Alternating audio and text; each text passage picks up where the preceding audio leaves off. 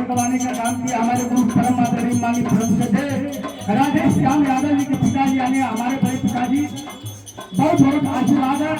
धन्य हो गई हम कि कम से कम आके आप अपन आशीर्वाद दे रहे हमके बहुत बहुत प्रणाम है पिताजी के चरण में हमारे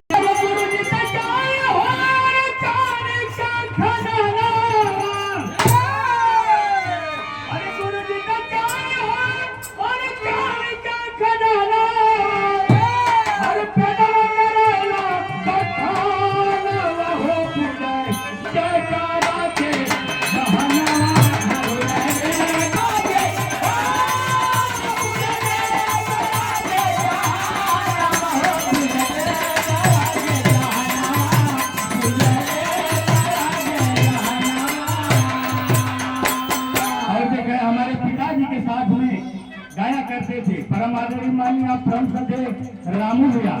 बहुत बहुत प्रणाम हो। लेकिन अरे माता पिता हो रहे पहला गुरु है देखा कितनी ऊंची बात हमने कभी नहीं लिखल नहीं। अरे माता पिता हो रहे अरे पहला गुरु हो अरे यही तो हो पढ़ाई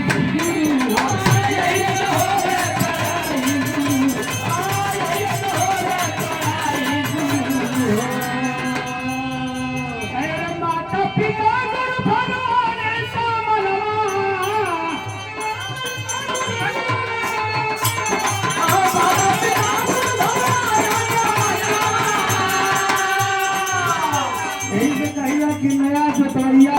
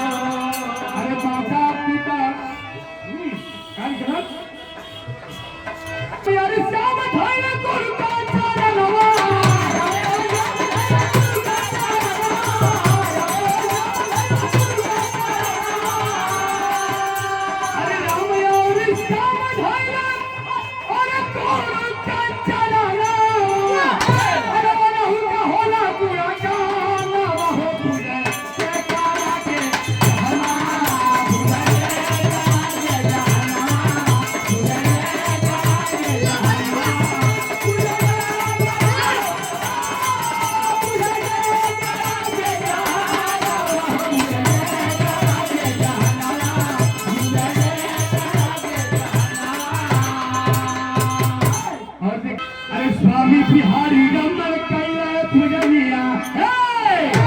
अरे स्वामी बिहारी रमन कैले पूजनिया अरे यमुना तो हुबला जगा मैं भजनी अरे यमुना तो हुबला जगा मैं भजनी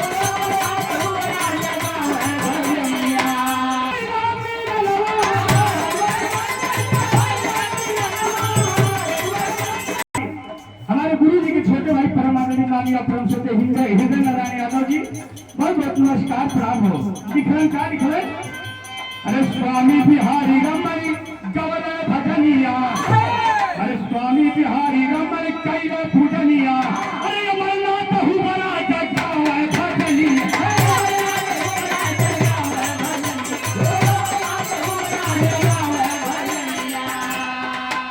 अरे रघुवरिया शंकर का भाई राम